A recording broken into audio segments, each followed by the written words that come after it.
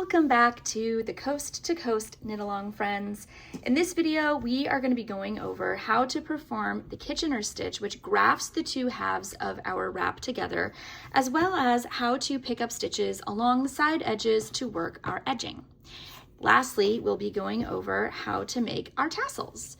So let's get started with that Kitchener stitch. I know this can be a little bit scary, but I promise it's actually very meditative. It has quite a rhythm to it once you've gotten into the groove. So here I just have, again, two little samples here. I haven't worked up my full wrap. I'm just doing little samples to demonstrate the different techniques. And we will have finished each of our panels on a knit row, which means that your working yarn should be at the left side of your work when you're looking at the right side of your fabric. It's kind of important. I did that on purpose to set us up for the Kitchener stitch. So pretend that these are the same, pretend that these are the two halves of your wrap. So on this one also, we ended with a knit row. So I've got my working yarn here on the left side, and I've just slipped both halves of my wrap onto my needles with the wrong sides facing each other. So I've got my right side out on both sides.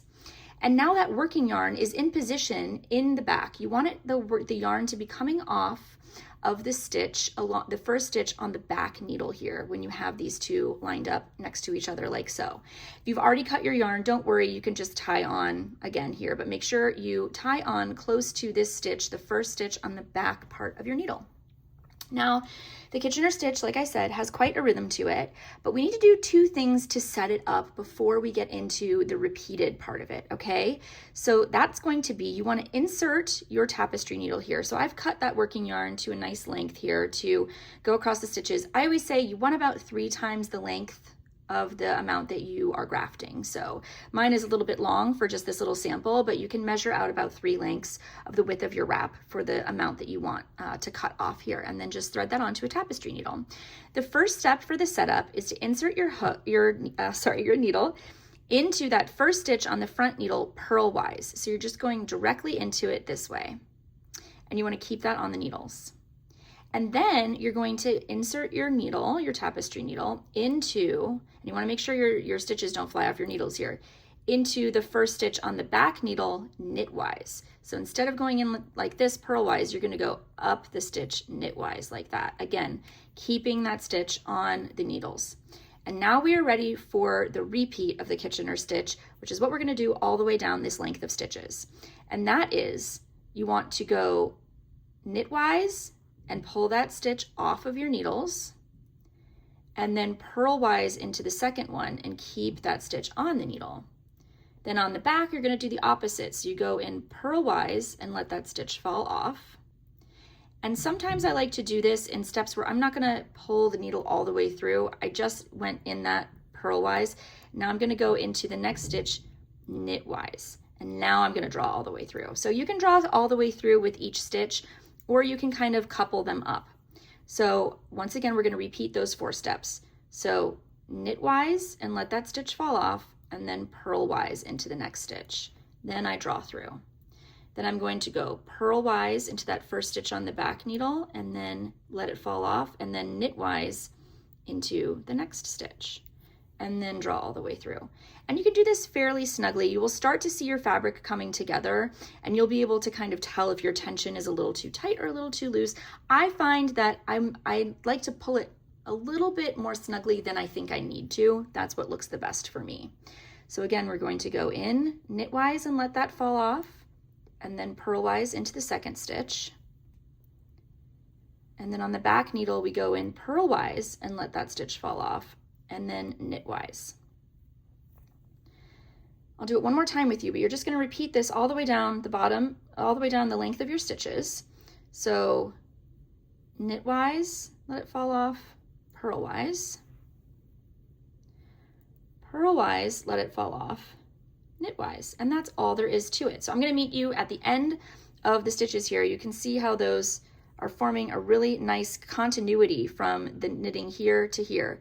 You can see those V-stitches are following the exact line of stitches from both pieces. And you can tidy this up a little bit when you block your work too if it's a little bit wonky, but it's really amazing how this Kitchener stitch works to graft these two pieces together. You would never know that they were two separate pieces. So let me finish this up and I'll meet you at the end of this length of stitches. Okay, so I have 4 stitches left, 2 on each needle, and I'm going to show you how to finish this off. But also just wanted to have a look at our knitting. Look at how beautiful that is, how those are grafted, those two pieces are grafted together. I just love this. I feel like it's magic. Okay, so to finish this off, like I said, we've got 2 stitches on each needle. So I'm just going to perform that repeat one more time of insert knitwise and let it fall off, and then purlwise, and then purlwise, let it fall off, and then knitwise. And to get rid of these last 2 stitches, you're just going to perform the first step of each of them. So you're just going to go in knitwise and let it fall off, and then go in purlwise and let it fall off. Now your stitches are all off of your needles. We can clean this up again, like I mentioned, when we do some blocking. But now our 2 pieces are grafted together beautifully. We basically just have one long piece now, one wrap. So now I'm going to go over, I'm going to block this so that my work is nice and flat and not as curly on the edges. That's going to make it a lot easier to pick up our stitches when we're working our edging. So I'm going to use just a quick steam block on some blocking mats, and we will resume, come back once I've had this blocked and we're ready to pick up those stitches. Okay, I've got my little swatch here, nicely blocked, laying flat, no more curling. It's going to be much easier to pick up our stitches now. And we're going to be picking up stitches 1 stitch in from the edge along the side here. And we want to be picking up 3 stitches for every 4 rows of the wrap. The reason being is that stitches and rows are different heights and widths. And in order for our edging to lay flat, we can't pick up in every row. We have to pick up in every 3 rows, skip 1, 3 rows, skip 1. So we're picking up 3 out of every 4 rows to keep that edging nice and even. There are kind of 2 ways to position your needles when you are picking up stitches. I like to actually hold the yarn that I'm using to pick up my stitches, which I'm going to use this lighter color here. I like to hold it, the working yarn, in my left hand, almost like I'm crocheting or I'm knitting continental style, even though I'm an English style knitter. Or you can hold the yarn in your right hand. I'm going to show you how to do both. If you prefer to hold it in your left hand, you're first going to insert your needle into this stitch right here at the very edge of your work. Okay, this is the first stitch, first row, 1 stitch in from the edge. And each stitch has 2 legs right here. This is like the V of the stitch. So here's 1 stitch. Here's the next stitch going under. Do you see those 2 V's right there? Here's the 3rd one. Here's the 4th one. Here's the 5th one. Here's the 6th one, here's the 7th one, and on. So we are going to pick up 3 out of every 4. So first, I'm going to insert my needle into the edge there under those 2 bars of that first stitch in the first row. And I'm going to just wrap this working yarn around to pick up 1 stitch, like so. Then I'm going to go into the next row here, and you can see that the rows are also separated by these what are now vertical bars that are connecting those rows. So I'm just going in between all of those vertical bars. So now I'm going to go into the 2nd stitch here, pick up another one, and then into the 3rd stitch to pick up another one. Now we're going to skip this stitch here and going into this next one. So it's a count of 3. 1, 2, 3, skip the next one, 1,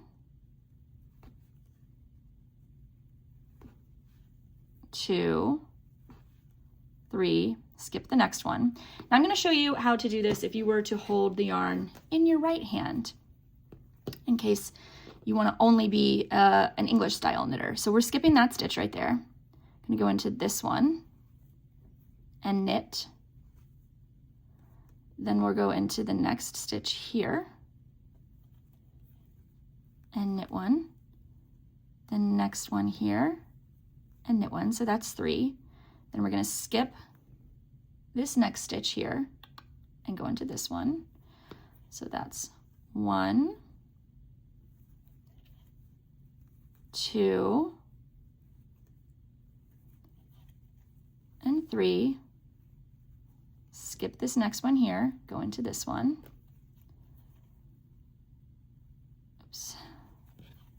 1, 2, and 3. Again, skip this next one. 1, 2, and 3. So you can see this is the second row here. You can see that line of stitches is nicely even along that side edge. And we're just going to continue doing this all the way down the length of our wrap. And then we are simply going to be knitting 7 rows for our edging. So I'm going to finish this off, and then we'll meet once I've finished off picking up these stitches, and I'll show you how to start knitting your next row. Okay, I have all my stitches picked up along that edge. And now we're simply just going to be knitting. So you should be, their first row is on the wrong side of the work. So that first pickup row is not considered a row. So we're going to begin knitting 7 rows starting on this wrong side, which means that your 7th row will also be a wrong side, which means that you'll be binding off on the right side.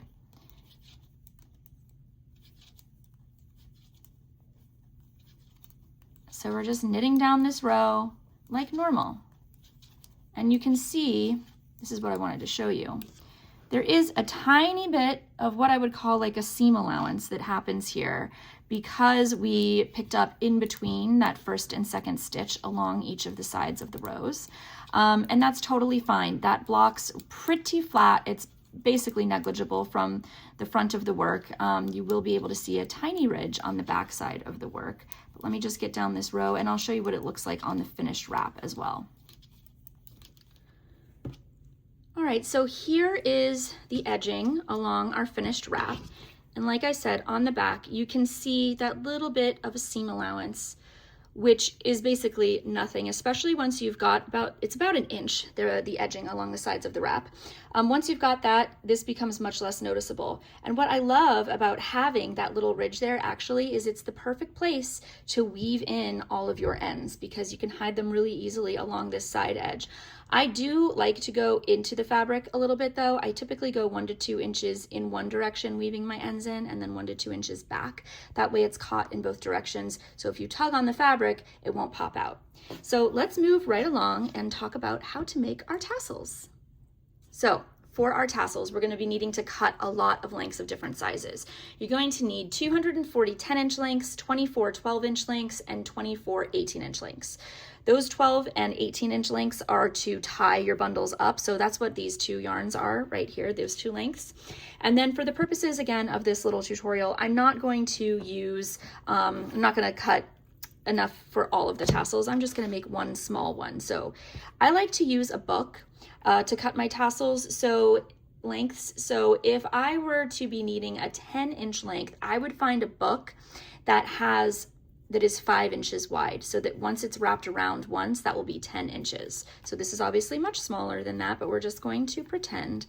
And each of the tassels is 10 lengths. So that's 1, 2, 3, 4, 5, 6, 7, 8, 9, 10. And again, you would be cutting 240 of those so that you have 10 strands in 24 tassels total. There are 10 strands in each tassel.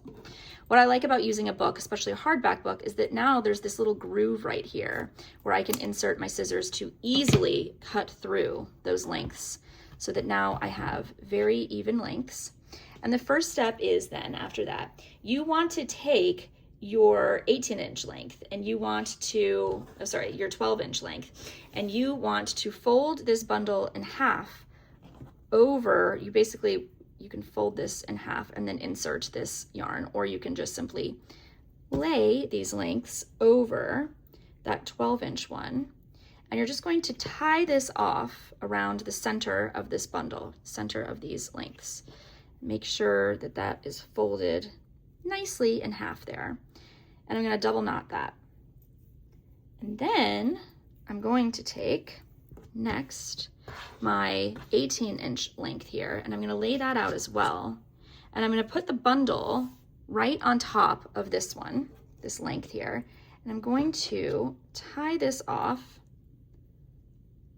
about 1/2 of an inch below where I tied the tip of that bundle, that folded bundle off. So I'm just going to tie that. Again, I'm going to double knot it.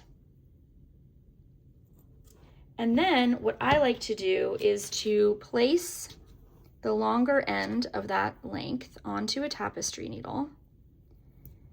And I'm going to wrap this length around that tie there to cover up the knot that I made and also make it a little bit more robust there.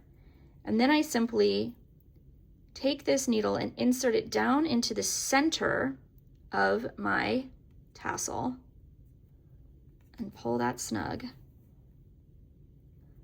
and make it taut. And now you have your cute little tassel. The best thing to do also is to block this. You want to use a steamer is what I like to use. It just really helps, and this is the steamer that I use. I will link it in the description below. It's really nice because you can use it horizontally. And I should probably also be using a blocking mat so I don't damage my little desk here. But you can just kind of flatten these out with that steamer. With acrylic yarn, like Color Theory, you don't really want to touch the steamer to the yarn, so I like to just kind of hover it over and then use my hands, my fingers to kind of rake through it and straighten out all those lengths. And then I'll kind of go over it again with the steamer. Not only does this make the tassels look really polished, but it also helps to see if you have any lengths that are kind of off. And I like to always trim my tassels. Turn that steamer off now. I like to always trim my tassels so that all the lengths are the same. So I'm going to just give this a little trim right there. And you can see now how professional and polished that looks. Lastly, to tie these onto the bottom of your wrap, I like to insert one of those lengths onto my needle. And we're just going to use this little swatch here for demonstration purposes. Pretend this is the bottom of your wrap. We are simply going to insert our needle up through one of the spaces where we want to put our tassel. Then I will take it off my tapestry needle and give this a double knot. And then thread both of these lengths back onto the tapestry needle. And once again, we're just going to insert these down into the center of our little tassel here and out through the bottom of it. Pull on that to secure it and then kind of even it out there. And then you just need to trim those two ends so they match the length of the rest of your tassel. And that's how you're going to attach them all to evenly to the bottom of your wrap. So once you've done that, you will have your completed coast to coast wrap ready to wear, ready to share. Please do tag me once again in all of your social media posts where you're sharing your finished pieces. Can't wait to see how you style them. If you happen to go on a road trip, I know there are several makers who are currently on road trips and have taken this project along with them, which is so exciting. Share yourself wearing your wrap in your destination, or maybe what it was inspired by, the place in the country that it was inspired by. Thank you so much for taking part in the Coast to Coast Knit Along, and follow for more.